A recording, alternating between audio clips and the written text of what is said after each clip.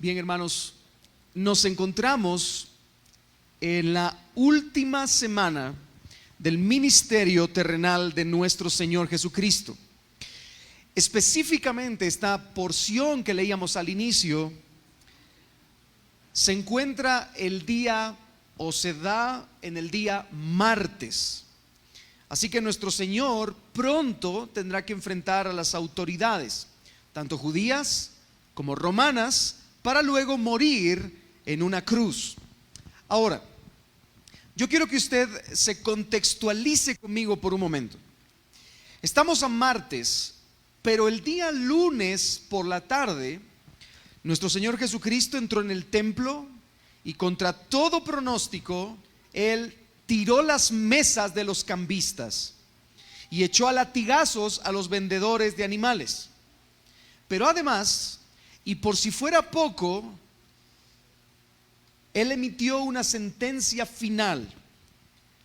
Él dijo: han convertido la casa de mi padre en una cueva de ladrones, cuando tendría que ser llamada casa de oración. Por esa razón, hermanos, Cristo también les dice a los líderes religiosos que la viña de su padre dejará de estar en sus manos, será quitada de las manos corruptas de ellos y se les dará a aquellos que den verdadero fruto. ¿Me sigue, hermanos, hasta aquí? Obviamente, hermanos, esto provocó una furia explosiva en el corazón de los líderes religiosos del pueblo. Fue una furia incontenible. Ellos ya no querían, ya no estaban interesados en el simple hecho de corregir a Jesús o de quitárselo de en medio. Ellos querían asesinarlo, y de la forma más feroz, más brusca y más intensa que ellos jamás hubieran imaginado. Querían asesinarlo, pero no solo asesinarlo, sino convertirlo a los ojos del público en un maldito de Dios. Así que él debía morir en manos de los romanos. Pero estos hombres, en vez de confrontarlo de nuevo y atacarlo de alguna forma, se proponen hacerle caer a través de algunas preguntas con trampa. Ellos quieren tentar a Jesús para que Jesús mismo caiga, para que sea Él mismo el que delante de todos se exhiba como un torpe, como un tonto, como un bueno para nada, y entonces ellos aprovechen esa oportunidad para llevarlo a juicio. Sin embargo, hermanos, ellos no saben que están tratando de sorprender a alguien a quien no pueden tomar por sorpresa. Ellos están queriendo tentar a aquel que no puede ser tentado. Esta mañana meditaba en el Salmo 2, donde dice que se levantan los reyes y los pueblos contra Dios y contra su ungido para tramar en contra de él. Me suena muy parecido a esto. Están tramando en contra de Dios y en contra de su ungido. Sin embargo, el Salmo 2 dice: mas Jehová se ríe desde los cielos. Porque en medio de todo lo que ellos están tramando, al final el plan de Dios se está llevando a cabo. Así que ellos no pueden tomar por sorpresa a Cristo.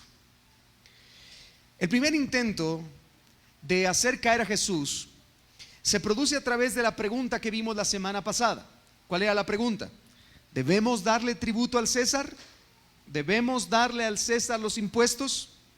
A lo que Cristo responde: al César lo que es del César. Pero también responde: pero a Dios lo que es de Dios. En otras palabras, Jesús les dijo: miren, paguen sus impuestos. La moneda es del César, dénsela a él. Paguen sus impuestos, pero también vivan por entero entregados a Dios. Sean adoradores enamorados de Dios, de su nombre, de su honor y de su gloria. Eso es lo que, hermanos, eso es lo que Cristo llamó a aquella multitud, y especialmente a los líderes religiosos del pueblo. Y hermanos, eso es lo que el Señor demanda también de cada uno de nosotros. Hemos renacido en Cristo Jesús para la alabanza de la gloria de su gracia. En palabras más sencillas, estamos en Cristo para ser adoradores enamorados de Dios. ¿Me sigue, hermano, con esto? Repito de nuevo: Usted y yo hoy estamos en Cristo Jesús, recreados en Cristo Jesús, llamados a vivir en la fe, sentados en el banquete de la gracia para ser adoradores, enamorados del Dios de la gloria, de su nombre, de su honor y de su gloria. Para eso hemos sido llamados. Pero con el deseo de acabar con Jesús, se levanta otro grupo igualmente peligroso en la escena, que de la misma forma que los anteriores, a través de la adulación, van a tratar de tentar a Jesús para ver si pueden hacerlo caer. Y eso nos lleva a nuestra primera escena del día de hoy, que he titulado La equivocada pregunta de un grupo muy influyente. La equivocada pregunta de un grupo muy influyente. Usted tiene también en pantalla el verso 18, léalo de nuevo conmigo. Dice: entonces vinieron a él los, ¿quiénes, hermanos? Saduceos, que dicen que no hay resurrección, y le preguntaron. No vamos a entrar todavía a la pregunta, pero antes de entrar a la pregunta, yo quisiera que pudiéramos entender un poco mejor quién es este grupo que está por enfrentar a Jesús y por qué esta pregunta es tan importante. ¿Quién es el grupo y por qué la pregunta es tan importante? Bien, hermanos, no se pierda en esto, porque voy a dar detalles y necesito que usted se enfoque en lo que vamos a hablar ahora. Los saduceos eran probablemente el grupo más pequeño dentro de los líderes religiosos del pueblo, pero aunque eran pocos, eran probablemente el grupo más influyente de los líderes religiosos en Jerusalén. Ellos eran la crema innata de la sabiduría religiosa dentro del pueblo. Dentro de este grupo no solamente habían mentes pensantes, sino que la mayoría de ellos tenía un nivel, un estatus socioeconómico bastante alto. Habían aristócratas, comerciantes acaudalados, habían políticos del pueblo y sobre todo habían religiosos muy, pero muy influyentes. Entre ellos, dentro de los saduceos, se encontraba la familia de los sumos sacerdotes y los principales sacerdotes dentro del pueblo. Así que ya se puede imaginar qué grupazo era este, ¿verdad? Este era un grupón. Además de que la mayoría de los del grupo del Sanedrín eran saduceos. Y además de que casi en su totalidad los sacerdotes que operaban en el templo eran saduceos. ¿Qué le parece? Este grupo de saduceos estaba muy comprometido con la cooperación con Roma. A pesar de que eran una nación esclava, una nación conquistada, vasalla, ellos estaban muy tranquilos con cooperar con Roma, ya que creían que la vida en este mundo es la única vida que hay.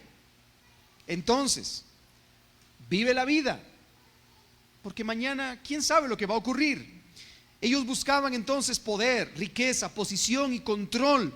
Y si obtener estas cosas, si para obtener estas cosas requería que ellos pudieran cooperar con aquellos que eran sus enemigos y sus conquistadores, pues ¿qué importa? Lo importante es tener poder, riquezas, dominio, control, posición y autoridad en el pueblo. Así que da igual a quién debamos de lamerle la mano, decían ellos. Los saduceos, por cierto, dirigían también todo el comercio que se daba dentro del templo.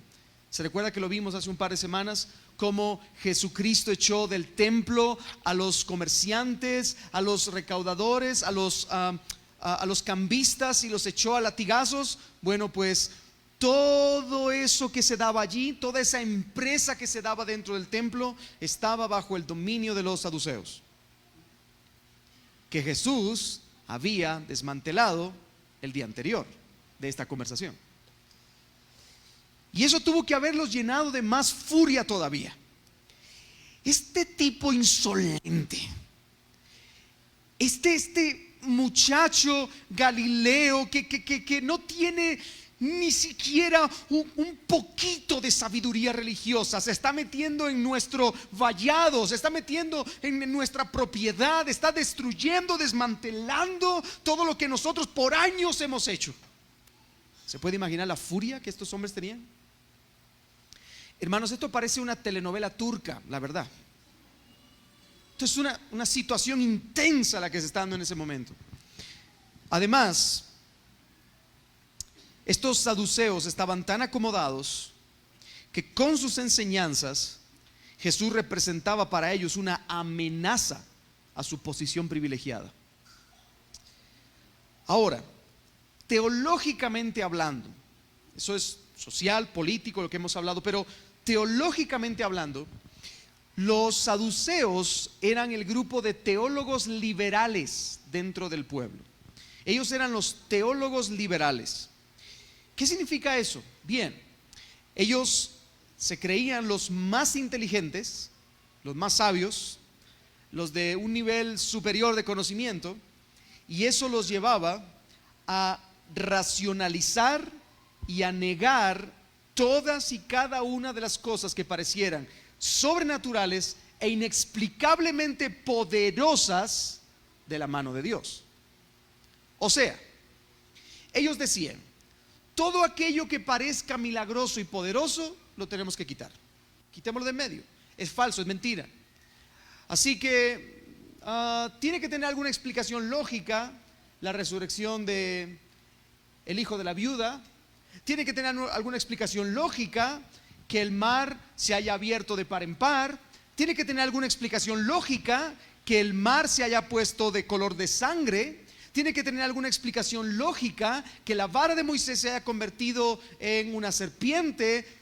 Todo tiene que tener una explicación lógica, y si no la tiene, vamos a negar todo aquello que parezca sobrenatural. ¿Me sigue, hermano? Por lo tanto, ellos habían llegado a una conclusión: no creían en ángeles, no creían en espíritus, no creían en la vida venidera, porque eso no puede probarse científica y racionalmente, así que no hay vida venidera. No creen en la resurrección, no creen en el cielo, y mucho menos creen en el infierno.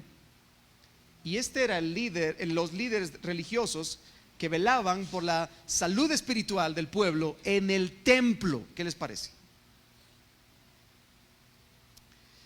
Además de esto, este grupo de religiosos liberales no aceptaba todo el Antiguo Testamento como palabra de Dios, sino que solo aceptaba la ley de Moisés, es decir, los primeros 5 libros de la Biblia: Génesis, Éxodo, Levítico, Número y Deuteronomio. Ellos no aceptaban otro libro de la ley.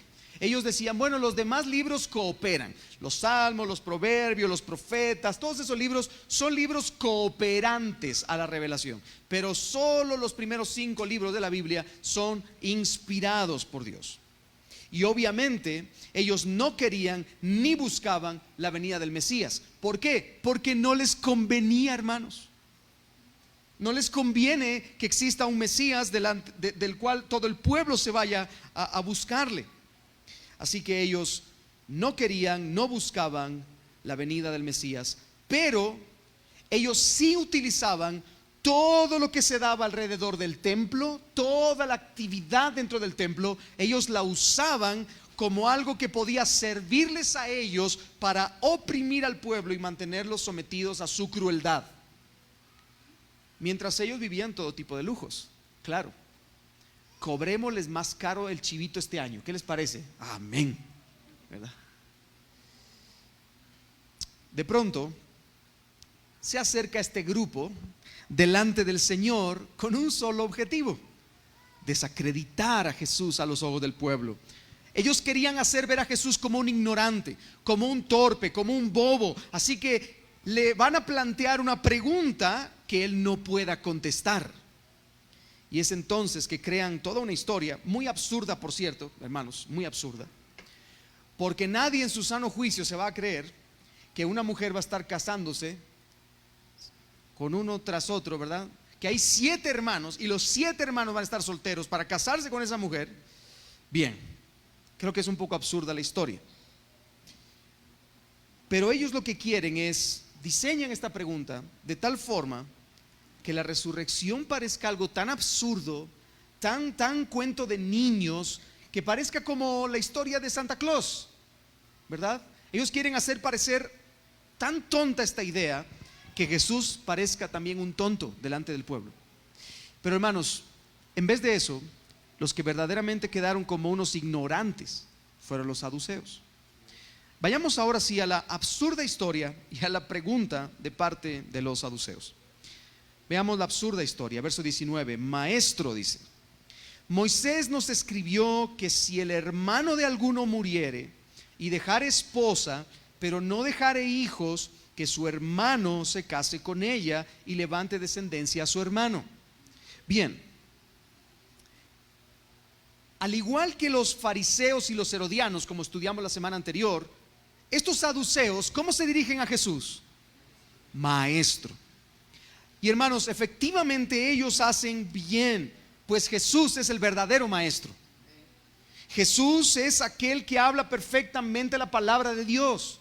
De hecho, Jesús es la última revelación de Dios, la más grande revelación de Dios. Dice el escritor de Hebreos, habiendo Dios hablado en otro tiempo a nuestros padres por los profetas, ahora nos ha hablado por medio del Hijo.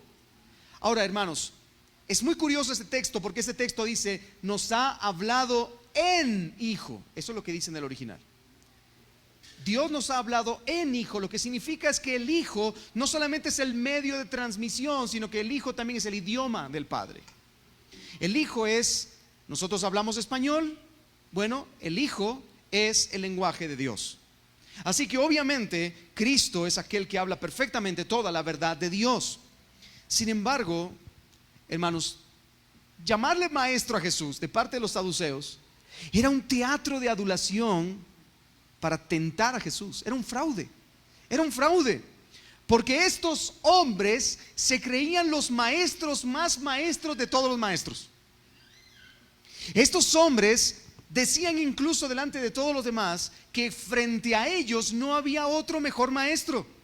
Incluso el Sanedrín se conformaba de saduceos, pero también de fariseos. Y los fariseos eran hechos de menos. Los fariseos, que eran estudiosos de las escrituras, eran hechos de menos por este grupo de saduceos. Así que esta declaración maestro era un bulo, una mentira, un fraude. Era simplemente una adulación para hacer caer a Jesús. Inmediatamente después ellos le citan a Jesús una ley, ya la hemos leído. Esa ley se encuentra en Deuteronomio capítulo 25, se llama la ley del levirato o la ley del cuñado, básicamente. La ley del levirato o la ley del cuñado. Dice Deuteronomio 25: cuando hermanos habitaren juntos y muriere alguno de ellos y no tuviere hijo, la mujer del muerto no se casará fuera con hombre extraño. Su cuñado se llegará a ella y la tomará por su mujer y hará con ella parentesco. Y el primogénito que ella diere a luz sucederá en el nombre de su hermano muerto, para que el nombre de éste no sea borrado de Israel. Ahora, hermanos,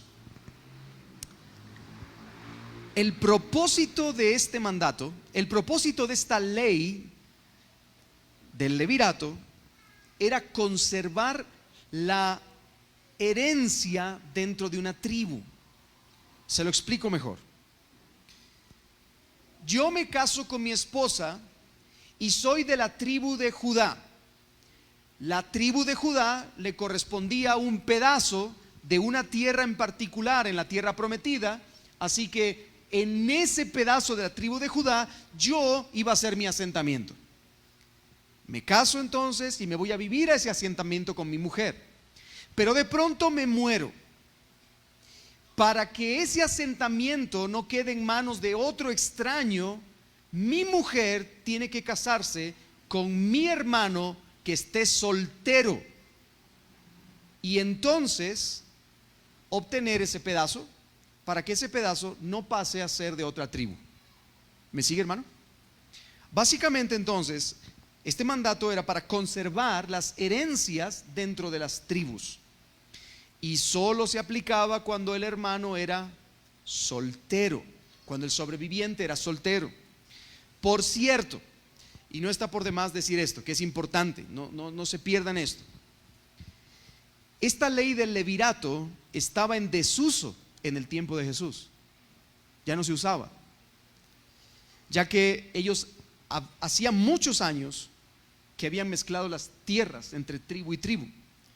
Ya no se sabía cuál era la tierra de qué tribu. ¿Me sigue, hermano? Especialmente después del exilio de Babilonia, cuando ellos llegaron y conquistaron otra vez la tierra, ellos ya no tenían distinción de tribus. Así que esto ya estaba en desuso en el tiempo de Jesús. Ahora bien, aquí viene lo absurdo del asunto y lo absurdo de la pregunta y lo absurdo de la historia. Porque los saduceos confrontan ahora a Jesús con una situación que es obviamente hipotética, porque si fuera real sería una cosa muy rara. Leo el texto, verso 20 a verso 23. Hubo 7 hermanos. El primero tomó esposa y murió sin dejar descendencia. Y el segundo se casó con ella y murió y tampoco dejó descendencia. Y el tercero de la misma manera. Ya para este punto yo creo que Jesús estaba... Y así los 7, dicen todavía. Y no dejaron descendencia. Yo creo que Marcos lo resume, ¿verdad? Yo creo que ellos continuaron, ¿verdad? Y el tercero de la misma manera. Así que tomó al cuarto, pero el cuarto también se murió, así que la mujer tomó al quinto. Y el quinto también se murió, así que la mujer tomó al sexto. Y el sexto también se murió, así que la mujer tomó al séptimo. Y el séptimo también se murió. Y no hubo descendencia. Mire, pobres hombres, hermano. A esta mujer le vamos a llamar Doña Terminator. Sí, porque se le morían todos los maridos, pobrecito. Y ninguno le daba un hijo. En fin, pregunta. En la resurrección, pues, cuando resuciten, ¿de cuál de ellos será ella mujer? Ya que los 7 la tuvieron por mujer. Ahora, hermanos, la suposición que estos hombres, que los saduceos tenían, era que el matrimonio continúa en la vida venidera. Esa es la suposición que estos hombres tenían. Ahora, suponiendo que esta idea fuera correcta, que no lo es, ¿verdad? Porque hasta que la muerte los separe, ¿verdad? Pero suponiendo que esta idea sea correcta, con ponernos un ejemplo de una mujer con 2 maridos hubiera bastado para el ejemplo, ¿no es cierto? Sin embargo, ellos querían construir un argumento tan feroz que ni siquiera el mismo Jesús pudiera salir de ahí. Ese era el problema. El problema de ellos es que iban a hacer caer a Jesús. Porque el hecho de tener 7 maridos hacía que la historia de la resurrección fuera una idea bastante absurda. Permítame plantearle esto. La lógica retorcida de estos hombres era la siguiente: cuando los muertos resuciten, y yo creo que ellos lo tuvieron que haber hecho hasta en un modo de burla, porque ellos no creían en la resurrección.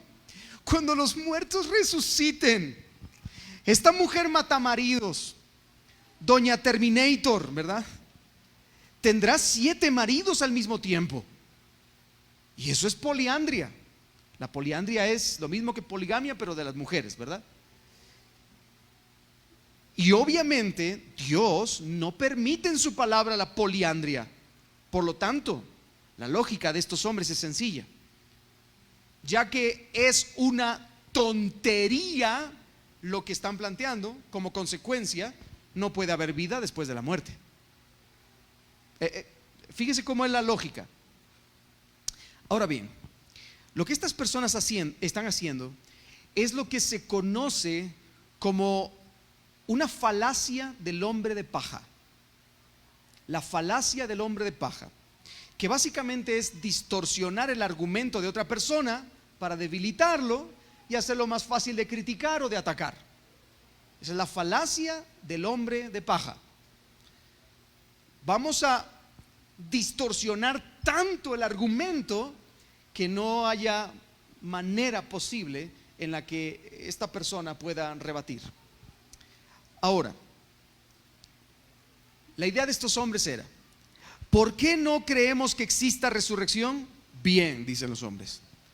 Porque ¿cómo es posible que Dios permita que exista la poliandria en la vida venidera? Eso es pecado, y Dios, que aborrece el pecado, no permitiría eso. Por tanto, conclusión, no hay vida venidera. Sin embargo, hermanos, lo falso no era la doctrina de la resurrección, sino la suposición de la cual estos saduceos partían. Ellos estaban presentando una grotesca y ficticia suposición de lo que era la vida venidera. Y dicho sea de paso, hermanos, Jesús había hablado durante su ministerio sobre la resurrección. En 3 ocasiones Él habló de su misma resurrección. Él dijo: yo tendré que ser entregado en manos de los líderes religiosos del pueblo, y luego voy a padecer, y luego voy a ser muerto, pero luego al tercer día resucitaré. En 3 ocasiones Jesús ya lo había anunciado. En el Sermón del Monte Jesús también habló acerca de la resurrección, del día venidero, cuando dijo: en aquel día muchos me dirán, Señor, Señor. ¿En qué día, hermanos? En el día final, el día de la resurrección. Y recientemente, tan solo como 3 días antes de este suceso, Jesús había resucitado a un hombre. ¿Me sigue, hermano? Así que podríamos decir que la resurrección es un eje fundamental del Evangelio. Es un eje fundamental del mensaje que Cristo estaba proclamando. Por esa razón, crear un argumento disparatado y desmontar la idea de la resurrección haría que Jesús y su mensaje quedaran en ridículo. No solo Él es un tonto que no sabe responder, sino que Él está transmitiendo un mensaje que es un mensaje tonto, y por lo tanto entonces hay que cerrarle los oídos a ese charlatán. Esa era la idea de los saduceos. Pero hermanos, nuestro Señor Jesucristo está a punto de corregirles con una magistral respuesta que nos lleva a nuestra segunda escena en este relato. Una magistral respuesta cargada de esperanza. Una magistral respuesta cargada de esperanza. Hermanos, Jesús es el buen maestro. Jesús es el maestro definitivo. Jesús es el profeta de Dios, el último y más grande profeta de Dios, aquel que proclama el mensaje de la verdad, siendo Él mismo la verdad. Así que obviamente Él tiene la respuesta para todo, ¿no es cierto? Y ese gran maestro presenta ahora un argumento que se centra en 4 elementos importantes. Primer elemento: lo primero que Jesús hace es diagnosticar su error. Número 1, lo primero que Jesús hace es diagnosticar su error. El verso 24 dice: entonces respondiendo Jesús les dijo: ¿no erráis por esto, porque ignoráis las Escrituras y el poder de Dios? Ahí está el diagnóstico. El error que ustedes están cometiendo es porque ustedes son ignorantes de las Escrituras e ignorantes del poder de Dios. Literalmente Jesús les está diciendo: se están descarriando debido a la ignorancia que tienen de las Escrituras. ¿Me sigue, hermano? Y debo agregar entre paréntesis que estos hombres eran maestros, entre comillas, calificados dentro del pueblo. Pero Cristo los pone al descubierto como verdaderos necios. Ellos son necios, no comprenden las Escrituras, ya que tienen una completa falta de entendimiento en cuanto a la palabra. Y no solo eso, sino que de la forma que Jesús construye su declaración, esta expresión que Jesús construye en el original, parece indicar que los saduceos, no solo no tenían la capacidad, sino que tampoco tenían la disposición del corazón para entender las Escrituras. Es como si Jesús les estuviera diciendo: miren, ustedes están completamente equivocados, porque ustedes no solamente no ven lo que hay en las Escrituras, sino que no quieren verlo, no lo desean, no desean conocer a Dios, sino que ustedes lo que desean es armar su propio show, su propio espectáculo, y servirse de eso. Si estos hombres hubieran conocido las Escrituras, habrían sabido que el pasaje de Deuteronomio que ellos estaban citando nada tiene que ver con la vida venidera. Ese texto, la ley del levirato, no tiene nada que ver con la vida venidera, sino que por todo lo contrario, este pasaje tiene que ver con perpetuar las tierras, repito otra vez, tierras, no vida venidera, no vida espiritual eterna, tierras, ¿me sigue, hermano? Perpetuar las tierras heredadas de familia en familia. Esa era la idea de este mandato. Así que ellos no estaban comprendiendo ni siquiera la esencia de la ley que ellos estaban usando para confrontar a Jesús. Además, si ellos hubieran conocido a plenitud las Escrituras, sabrían que hay varios pasajes en el Antiguo Testamento donde se habla de la resurrección del cuerpo, incluso en el Pentateuco. ¿Se recuerda que ellos solo creían en el Pentateuco? Bueno, pues aún en el Pentateuco habían pasajes donde se habla de la resurrección del cuerpo. Finalmente, si ellos hubieran aceptado el poder de Dios, que eso es lo que le dice Jesús, ignoran las Escrituras e ignoran el poder de Dios. Si ellos hubiesen aceptado el poder de Dios, habrían entendido que el Dios que dio la vida a todo el universo con su palabra tiene el poder para resucitar a los muertos en la vida venidera, sin lugar a duda. El mismo Dios que de la nada lo hace todo, de lo que hay muerto puede traer vida. ¿Me sigue, hermano? Estos hombres estaban espiritualmente muertos. Estos hombres estaban ciegos a la verdad. Y el problema, como dice Cristo, el diagnóstico radica en que ellos eran ignorantes. Ignorantes a propósito, porque lo hacían a propósito, y lo hacían por conveniencia. Eran ignorantes a propósito y por conveniencia de las Escrituras y del poder de Dios. ¿Vamos bien hasta aquí, hermanos? Ahora bien, hermanos, si nosotros no miramos la vida con el lente de las Escrituras y centrados en el poder de Dios, tendremos una perspectiva demasiado distorsionada de la realidad. Estos hombres eran ignorantes porque no le estaban haciendo caso a la palabra de Dios y tampoco al poder de Dios. Si nosotros actuamos como ellos actuaron, si nosotros vivimos una vida no mirando la vida desde las Escrituras y el poder soberano de Dios, entonces tendremos una perspectiva demasiado distorsionada de la realidad.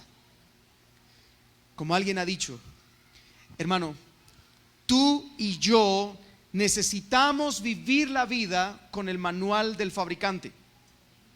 Sin el manual del fabricante, todo lo que tú y yo podamos hacer es metal que resuena, címbalo que retiñe, es hojarasca, algo que se quema, que hoy está y mañana desaparece.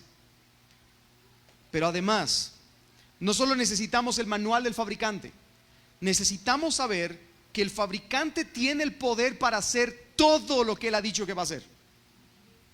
Porque si yo veo el manual y yo leo lo que dice el manual, pero luego no creo en el Dios que ha escrito el manual, entonces, ¿de qué sirve? Yo debo de vivir a la luz del manual, pero también debo de vivir creyendo que el Dios que escribió y que inspiró a hombres para escribir este manual tiene el poder para hacer todo lo que en él ha dicho. ¿Me sigue, hermanos, aquí? Hermanos, cada día, cada instante de nuestra corta existencia en esta tierra, necesitamos la cosmovisión provista por Dios en las Escrituras. Necesitamos, hermanos, tener por ciertas las Escrituras y afirmar nuestro corazón en las Escrituras. Y no solamente en las partes que nos gustan, sino en todas las Escrituras. El apóstol Pablo bien dice: toda la Escritura es útil para enseñar, para redarguir, para corregir en justicia, a fin de que el hombre de Dios sea perfecto y enteramente preparado para toda buena obra. Así que, hermano, la Escritura es útil para nosotros. El gran problema es que estos hombres saduceos no creían en toda la escritura. Y encima tomaban solamente las partes que ellos consideraban como buenas e importantes y desechaban el resto, porque según ellos tenían errores. Ahora usted piense en eso por un momento. Esto que dice aquí el apóstol Pablo, no creo que sea tan correcto. Yo creo que aquí hay un error. ¿Error? Hermanos, nosotros no hemos sido llamados a juzgar si hay error o no hay error. Nosotros hemos sido llamados a someternos a las Escrituras como nuestra única norma de fe y de conducta. Hermanos, la Biblia es inerrante, no contiene errores. La Biblia es autoritativa para nosotros, es nuestra máxima norma de fe y conducta. La Biblia es clara, podemos entenderla a través de la misma Biblia. Hay gente que me dice, no, pero es que yo no tengo los libros que usted tiene, yo no tengo los comentarios bíblicos que usted tiene. La Biblia se explica a sí misma. Yo no necesito tener un doctorado en filosofía o en teología para poder entender lo que dice la Escritura. La Biblia se explica a sí misma. ¿Sabe qué es lo que pasa? Que en muchas ocasiones nosotros no queremos entenderla porque no nos conviene, al igual que pasaba con los saduceos. Pero la Biblia es clara, podemos entenderla. La Biblia también es necesaria, no podemos caminar sin ella. Ningún ser humano puede caminar sin la revelación que Dios ha hecho de sí mismo y de todo el plan de redención. Así que yo no puedo caminar sin la palabra del Señor. Y la Biblia finalmente es suficiente. No necesito otra revelación mayor. No necesito a alguien más que me diga lo que la Biblia ya dice. Por lo tanto, la Biblia es inerrante, la Biblia es autoritativa, la Biblia es clara, la Biblia es necesaria y la Biblia es suficiente. Y de tu sometimiento a la palabra dependerá tu sabiduría o tu ignorancia para todo el resto de tu vida. ¿Me sigues con lo que estoy diciendo? Repito de nuevo eso. De tu sometimiento a la Escritura depende tu sabiduría o tu ignorancia para todo el resto de tu vida. Así que el diagnóstico que Cristo da está claro. Estos hombres son ignorantes en las Escrituras y están desechando el poder de Dios. ¿Me sigue hasta aquí? Lo segundo que Cristo hace, primero diagnostica el error. Lo segundo es que Él va a demoler la falsa suposición. Va a demoler, va a aplastar, va a acabar con esa falsa suposición y por lo tanto con esa falacia del hombre de paja. Verso 25 dice: porque cuando resuciten de los muertos, ni se casarán ni se darán en casamiento, sino que serán como los ángeles que están en los cielos. Ahora, hermanos, el argumento de Jesús es simple aquí. No hay matrimonio en el cielo.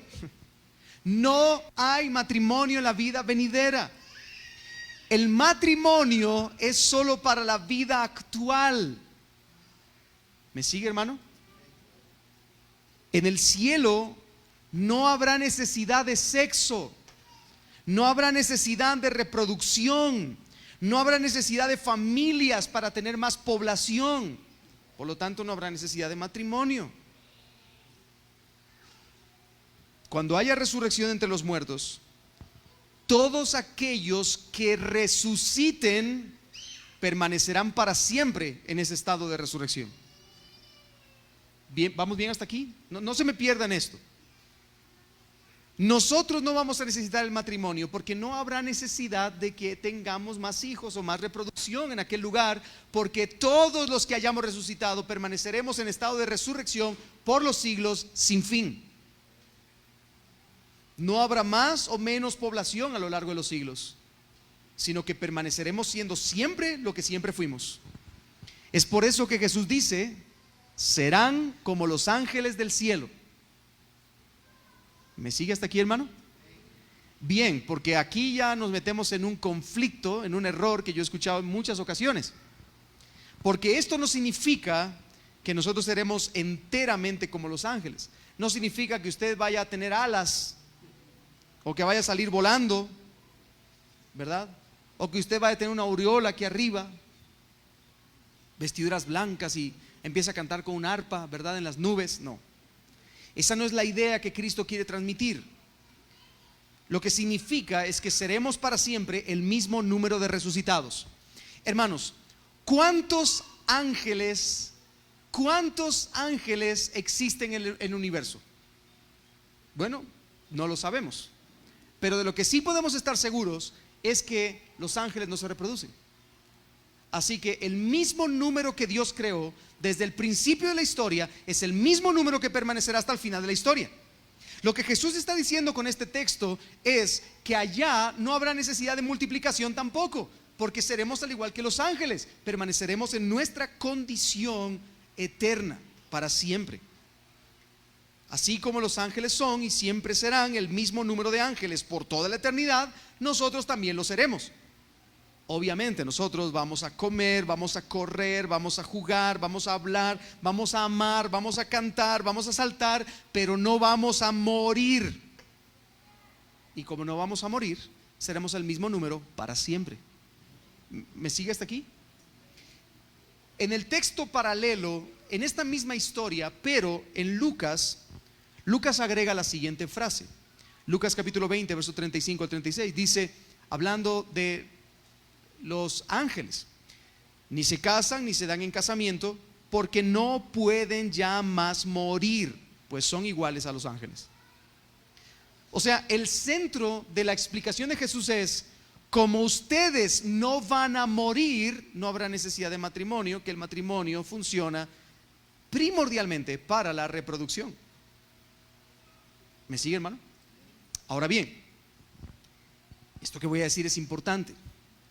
Aunque no habrá matrimonios, aunque no tendremos matrimonios, por nuestro estado de glorificación futura y por la limpieza total que tendremos del pecado en nosotros, tendremos una unión más santa, más pura, más perfecta e incluso más llena de amor hacia nuestro cónyuge y hacia todo el resto de nuestros hermanos que la que tenemos el día de hoy.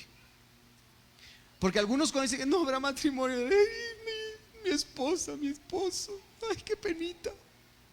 Algunos dan un gloria a Dios por eso, ¿verdad? Pero hay otros que dicen, no, yo como quisiera permanecer por toda la eternidad.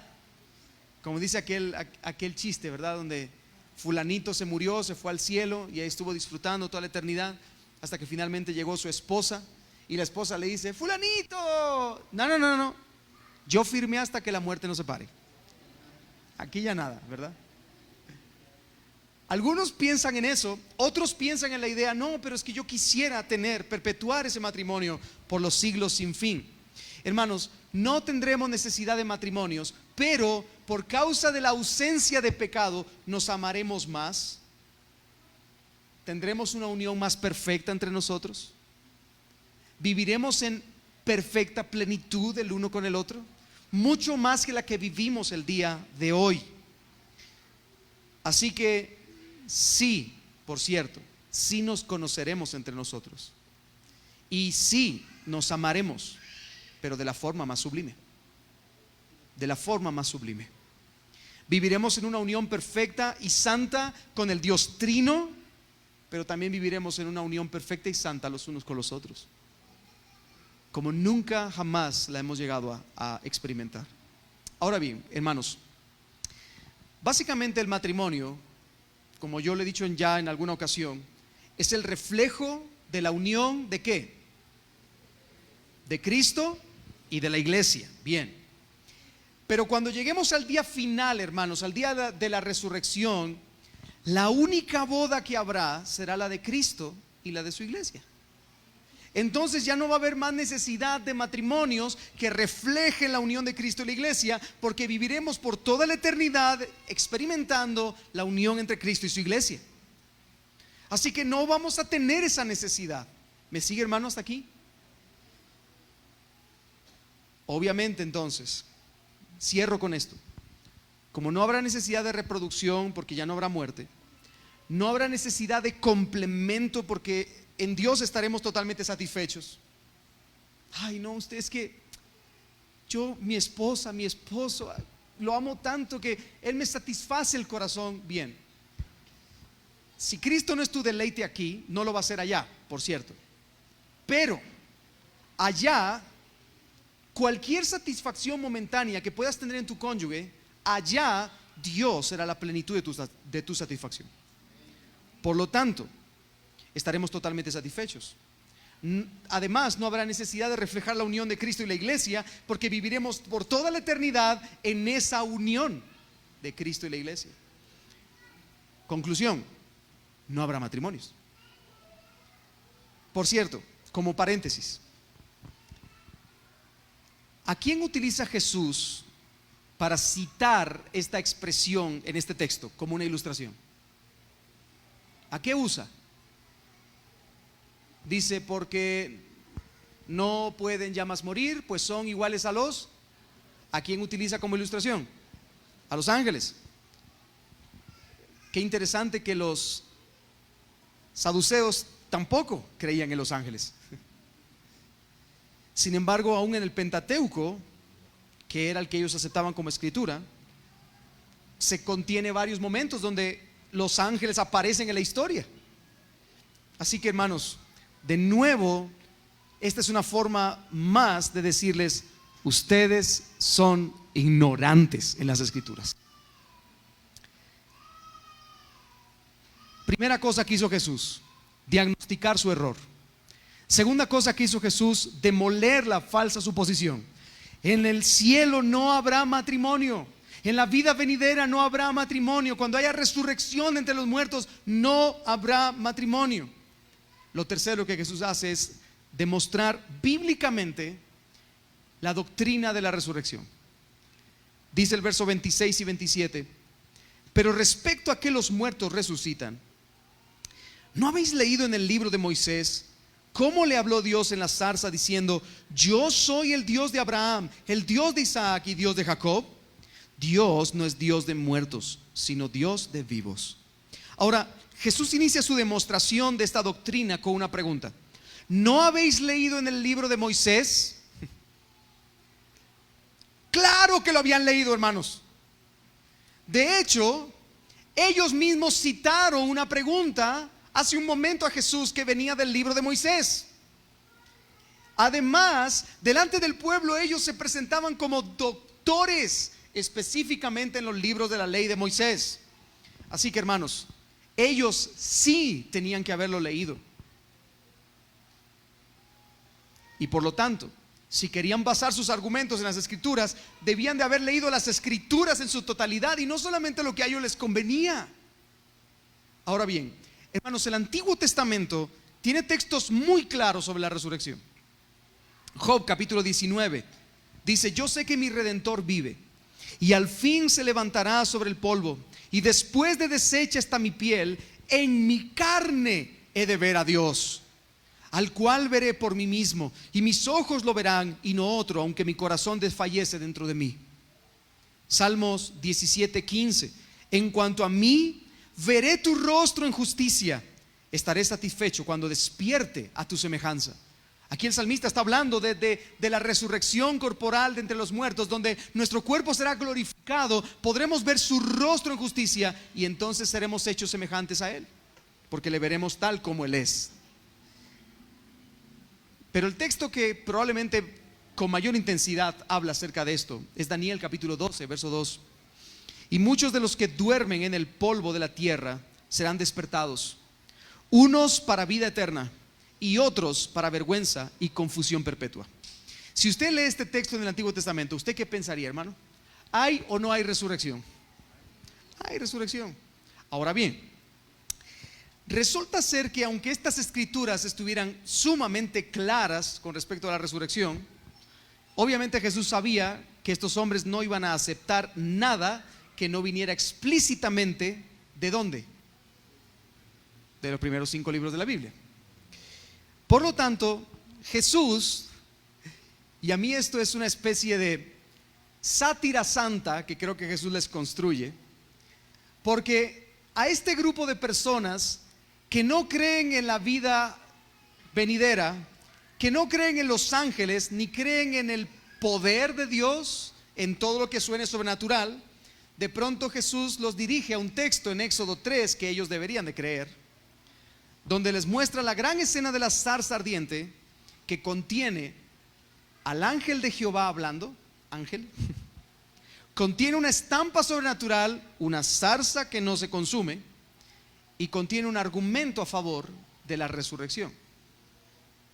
Una declaración con un énfasis muy importante en el tiempo verbal. Dice la declaración de Jesús: yo soy el Dios de Abraham, de Isaac y de Jacob. Ahora, Moisés, cuando escribió este texto, no dijo: yo fui el Dios de Abraham, de Isaac y de Jacob, en tiempo pasado, sino que utiliza el tiempo verbal presente continuo, lo que significa que vendría siendo algo así como: yo soy y sigo siendo hoy el Dios de Abraham, de Isaac y de Jacob. Estos tres hombres ya habían muerto hace muchos años antes de que Moisés incluso escribiera este texto en Éxodo 3. Pero aún así, aunque estos hombres ya hubieran muerto, estos hombres siguen vivos. ¿Cómo que siguen vivos? Claro, ellos siguen existiendo, siguen siendo. Y ellos están esperando el día final de la resurrección. ¿Por qué? Conclusión de Jesús: porque Dios es Dios de vivos y no Dios de muertos. Ahora, solo como un paréntesis más, y no se pierda, por favor.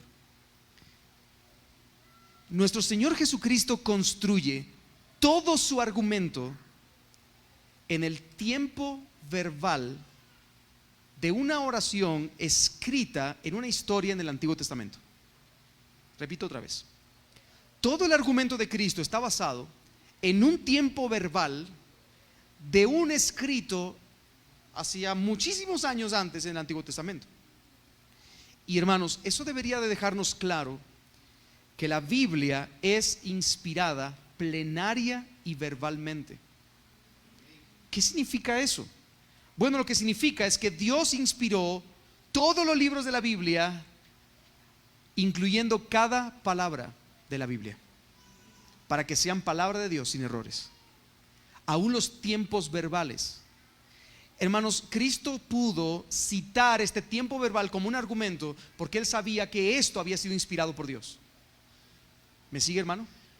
Así que cada palabra, cada tiempo verbal, cada pausa, cada pero, ante, contra, qué, por qué, para qué, que encontramos en las Escrituras, tiene una inspiración verbal para nosotros. Es Dios queriendo hablar. ¿Me sigue, hermano?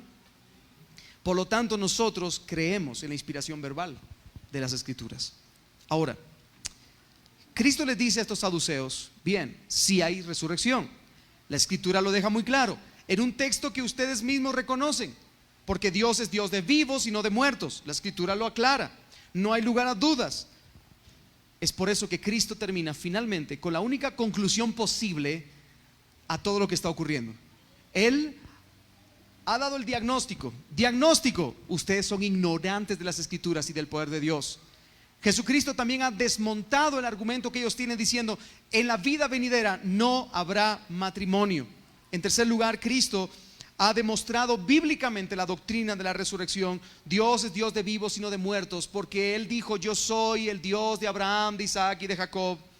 Y en cuarto, Cristo hace una conclusión final, verso 27: así que vosotros mucho erráis. Literalmente este texto lo que significa es: ustedes se están autoengañando. Ustedes se están autoengañando. Y es que, hermanos, cuando una persona se aparta de las Escrituras y va rumbo a creer que su opinión es mejor que las Escrituras, está de camino al desatino y va rumbo a estar muy equivocado y completamente perdido. Lo más seguro es que termine autoengañado. ¿Me sigue, hermano? Así que, hermano, abrázate a las Escrituras como la máxima norma de fe y de conducta, porque en ellas Dios ha revelado un camino seguro para ti y para mí en Cristo.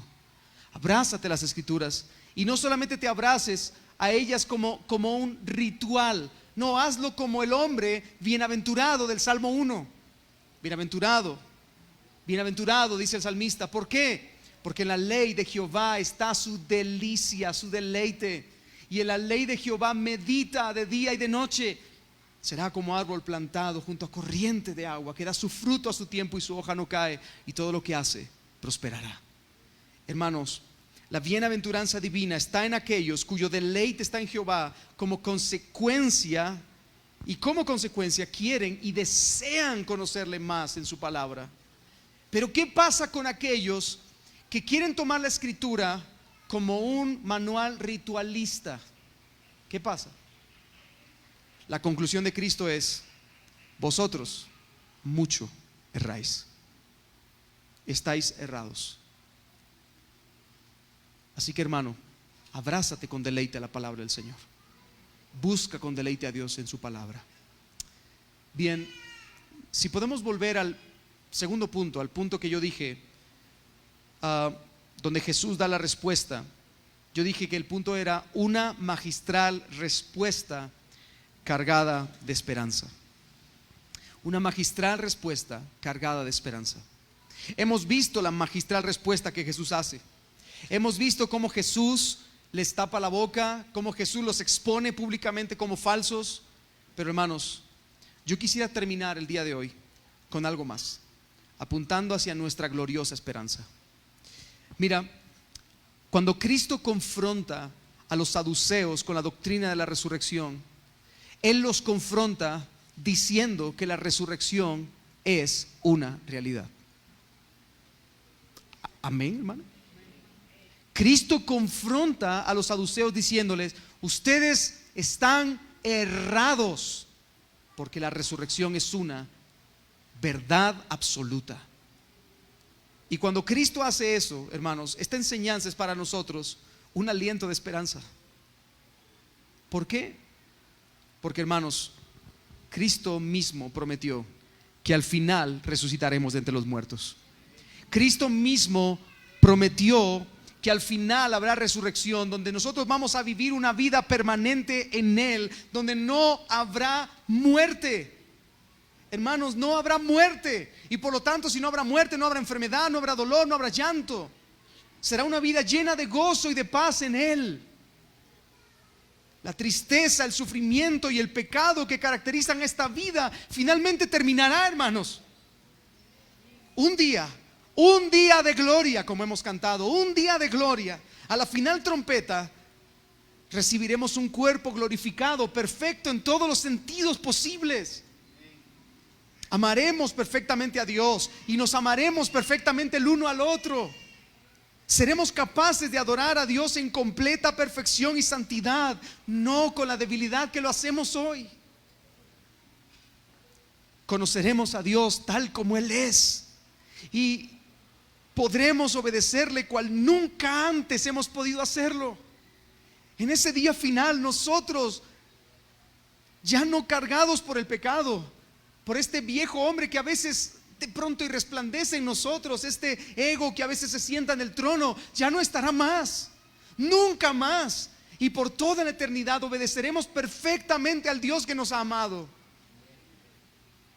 Hermanos, nunca jamás estaremos agotados, cansados, aburridos, desanimados, desilusionados o enfermos.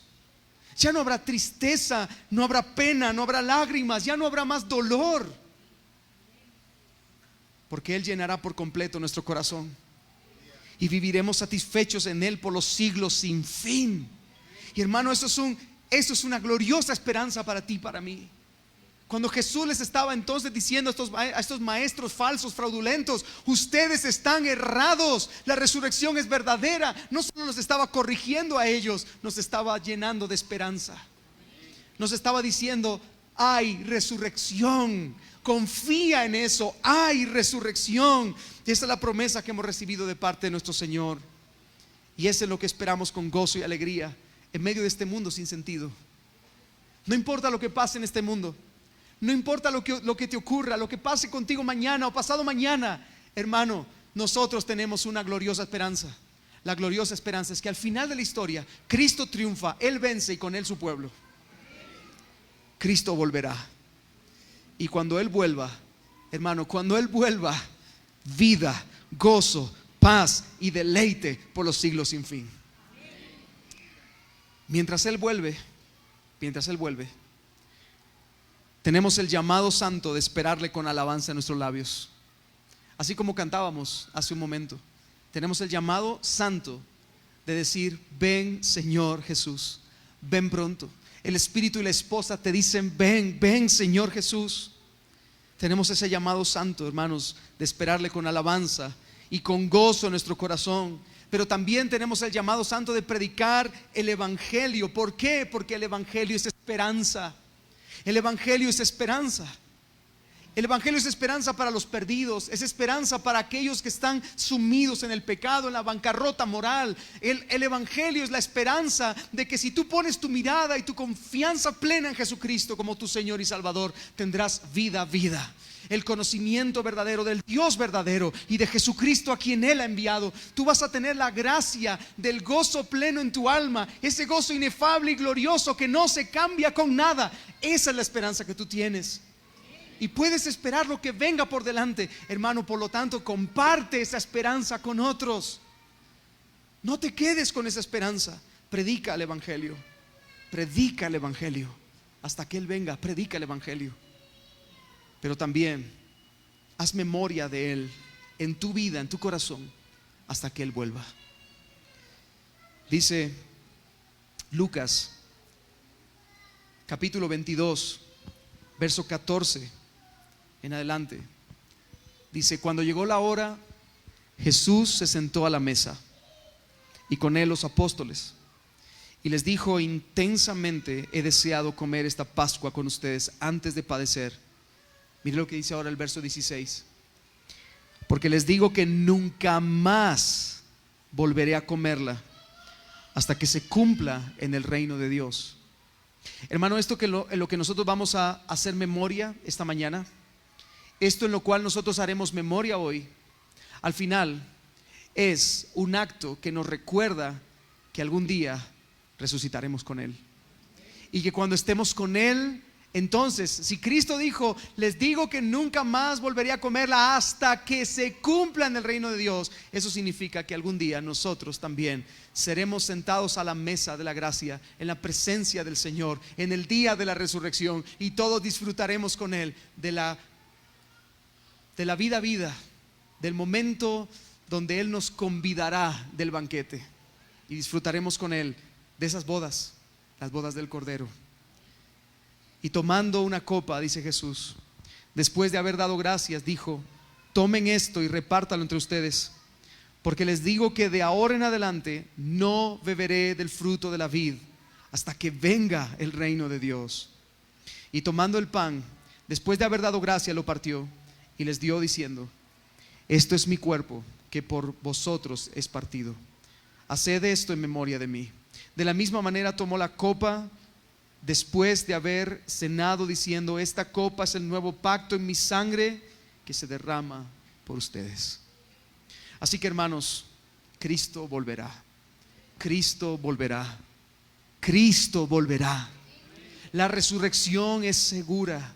Y cuando ese momento venga, hermanos, nosotros verdaderamente estaremos experimentando de lo que siempre tuvimos que haber experimentado: el paraíso, del que en algún momento fuimos exiliados. Ahora volveremos a estar con Él.